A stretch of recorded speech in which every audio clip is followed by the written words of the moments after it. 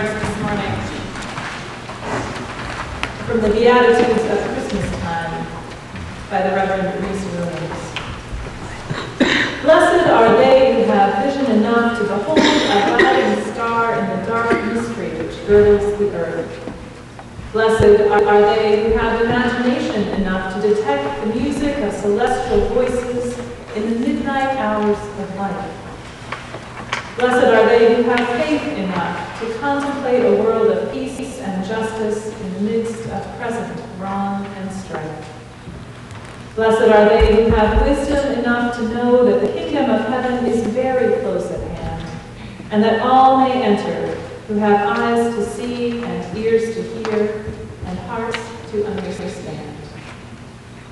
May we be such blessed ones and offer those blessings and more to one another in this time together. Each year, we mark the darkening days leading to the winter solstice and to the arrival of the celebration of Jesus' birth by observing Advent. Advent literally means arrival, coming. And here we celebrate the many spiritual truths that we hope, expect, and long for to arrive in the world with the coming of the turn of the seasons, of the return of the sun. We decorate our meeting house, which will happen in the coming week, and many of us also our homes with evergreens to remind us that life flourishes even in this time of dark, short days, and that there is indeed something about life that is eternal. We put those evergreens into the circle of a wreath to remind us of the wholeness of life, the constancy of its cycles, and the comfort of knowing we are connected. We mark this time of hopeful expectation, of longing for evidence of the sacred in our world and for the return of the light by lighting a candle each week for the eternal spiritual principles that speak to us in this time of year. The themes are hope, faith, peace, love, and joy. During this Advent season, I've asked our high school seniors to light our candles for Advent and speak to us of what the theme each week means to them. This morning, Miranda Chinman will speak to us of hope.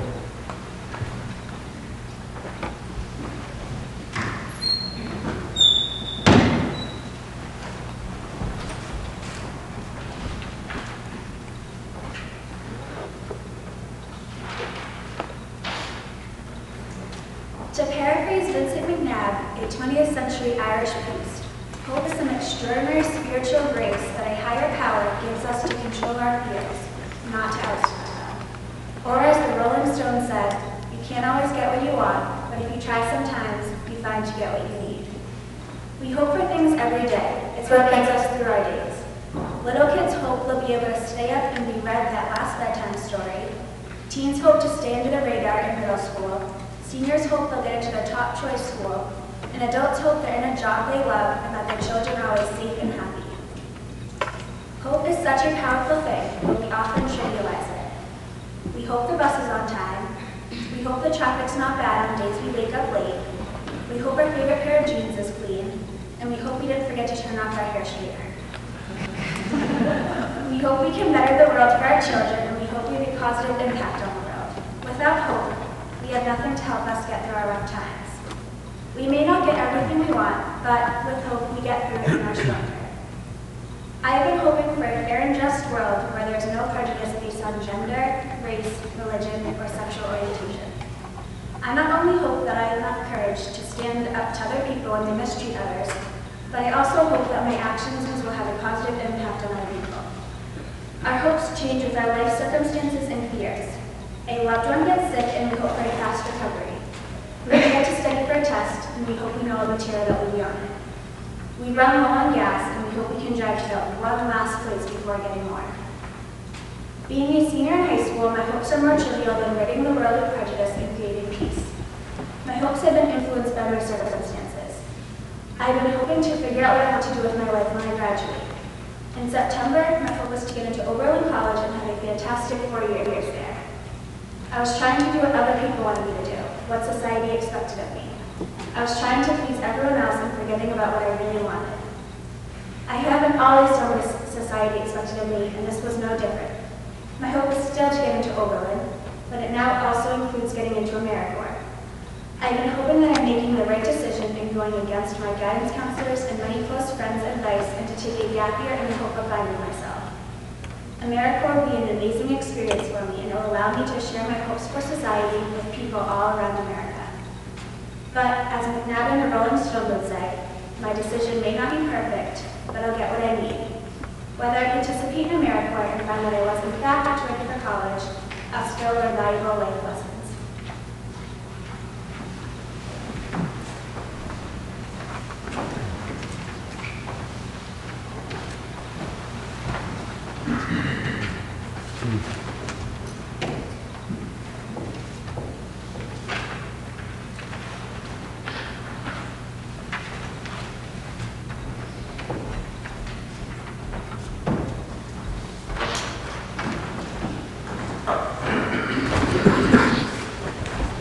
Into the most sacred of seasons, my friends, which also in our consumer culture might be known as the belly of the beast. The holiday season is upon us with all of the joy and all of the anxiety that it can unleash.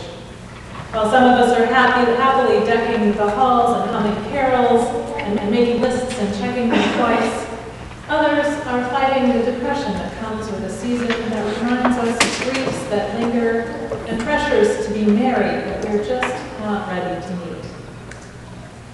Many of us actually have a little bit of both. We vacillate between the enjoyment of all that there is to celebrate, no matter what our circumstances, and feeling that natural pull toward the darkening days, the introspection that they demand, wondering what all of our lives are about, remembering holidays past, their joys and regrets hopelessly entangled.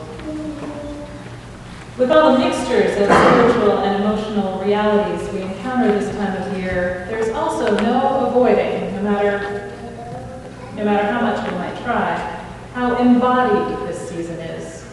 We live this stretch between Thanksgiving and Christmas, this Advent season, through the medium of our bodies more directly than any other time of year. How many of us have already started to fret about our weight this season? Yeah. Whether it's the indulgences of the last few days or looking toward the weeks ahead, the homemade truffles or cookies or peanut brittle that will arrive at your doorstep or on your desk at work, the parties with tempting goodies that it would just be rude not to sample, the afternoons of football on the TV and Chex Mix at your fingertips, or perhaps you prefer art films and Ben & Jerry's.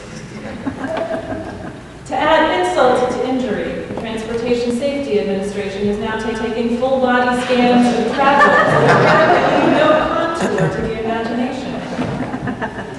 In so many ways, we find ourselves at war with our bodies this time of year, fighting that aforementioned weight gain, struggling to get out of bed in the pitch dark, only to return home each day in that same dark, yearning for a wee bit of sunlight on our skin, no matter how cold the air. All this and the snow shoveling has yet to begin. In the Christian tradition, as we all know, this is the season that anticipates and celebrates the arrival of God in our mortal world in the human form of Jesus. Theologically, that arrival is known as the Incarnation. And it's one of the subjects of debate that has made us, as Unitarians, a heretical sect among Christians.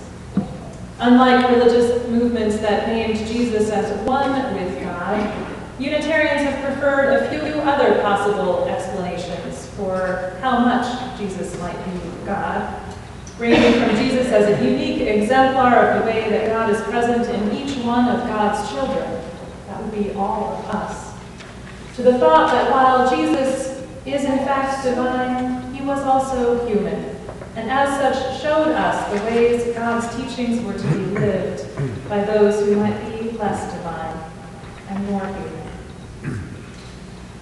Because our way of seeing this is out of the mainstream of Christian teaching, we tend to emphasize the happy celebration of a birth that reminds us of the joy of each and every birth. And we also love to celebrate what it means to welcome back the sun to a darkened world. Those are important celebrations as well.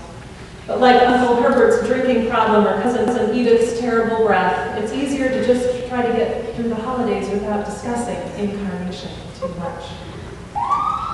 For ancient people, it was impossible not to consider mortality as every visible sign of life left the world in nature. And with the cold of winter came real threats to human survival. For many of us now, the greatest physical threat we might face is a little road rat rage over a parking space at the mall. But the questions of life and death are still very much with us. And we can't consider life and death without considering where our bodies are in this equation.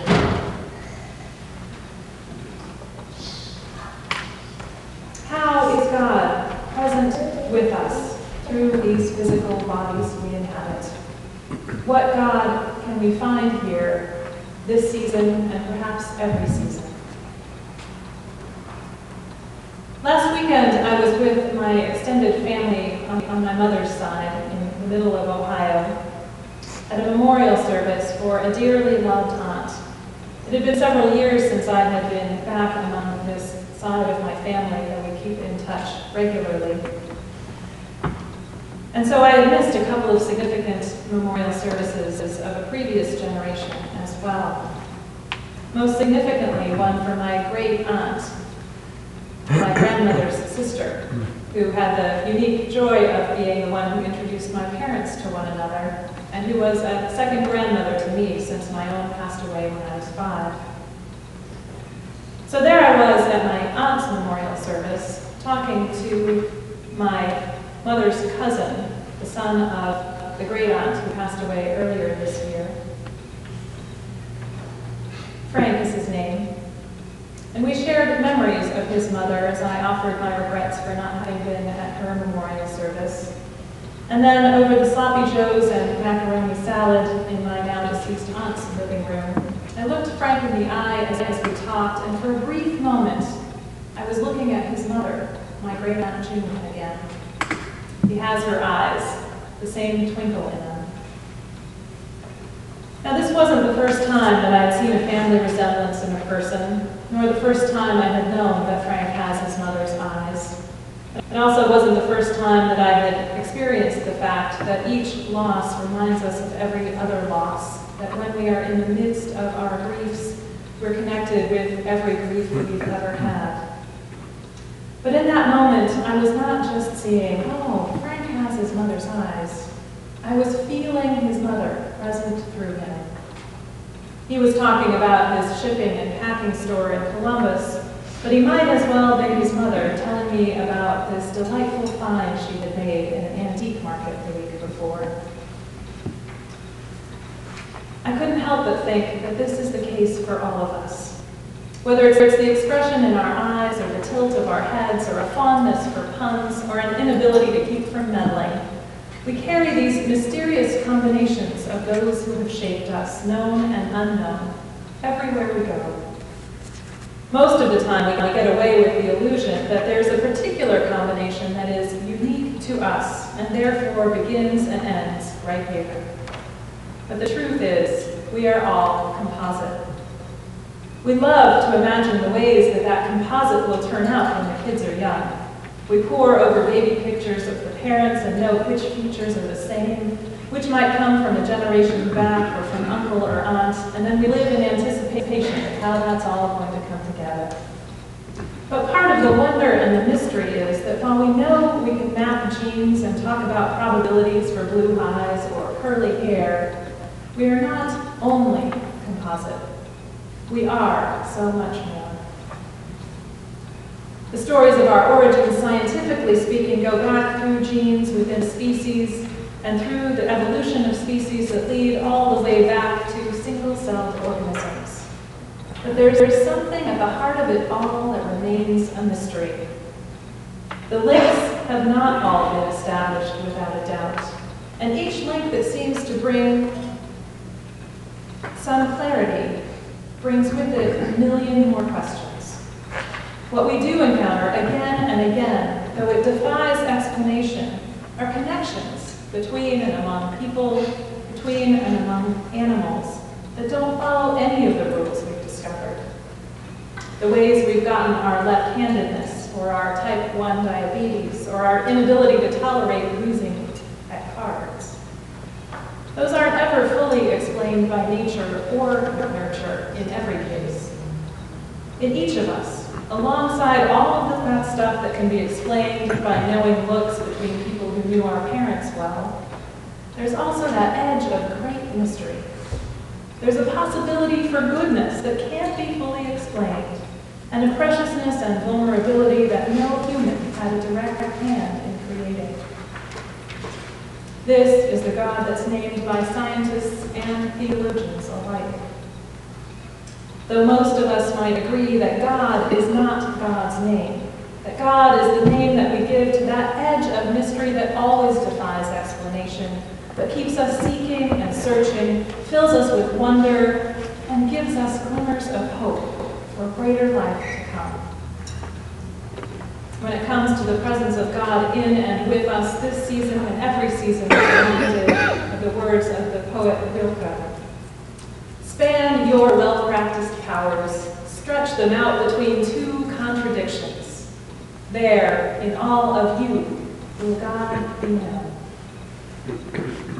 As we move through this holiday season with our own struggles of body and spirit, may we be kind to that which is within us that is contradictory, inexplicable, with the ways that we are becoming our parents, as well as the ways that we could never hope to emulate them, with our great ambitions for our year to come and our disappointments for things that have passed. And may we, this is the trick, right? The real incarnation. May we offer that same generosity to others, those whose hypocrisy might be glaringly obvious and utterly annoying, who promise great things and end up leaving it all to us to clean up at the last minute, who simply could stand to remember that they've repeated the same joke 3 times just this minute. Let us be reminded of the God, the mystery and the miracle of our existence that appears uniquely in each and all. And let us celebrate the arrival of God among us in the form of a baby born in Bethlehem, but also of that God who is with us in the presence of each person we encounter, and the hope that if we open ourselves to that sacred spirit in each and all, we might begin to realize the world of peace and justice, of hope and prosperity that is the promised land. Amen.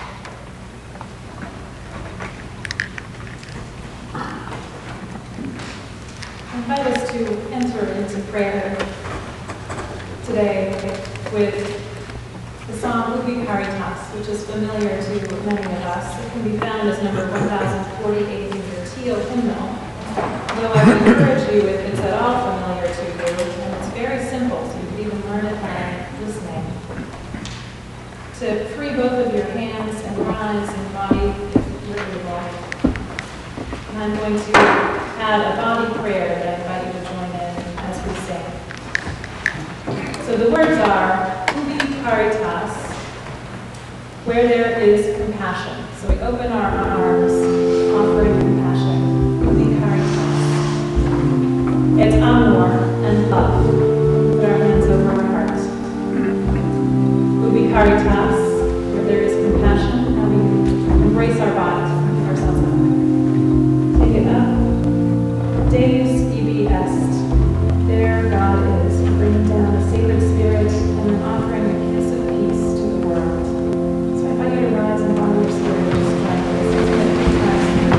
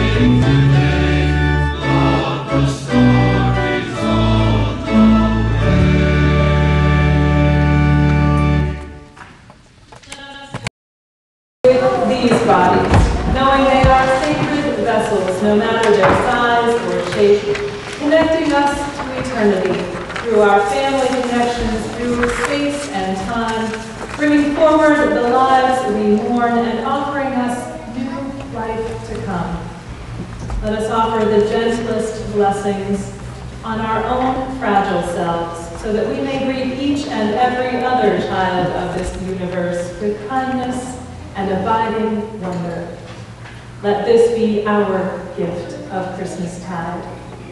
Go in peace to share that light and that love. Amen.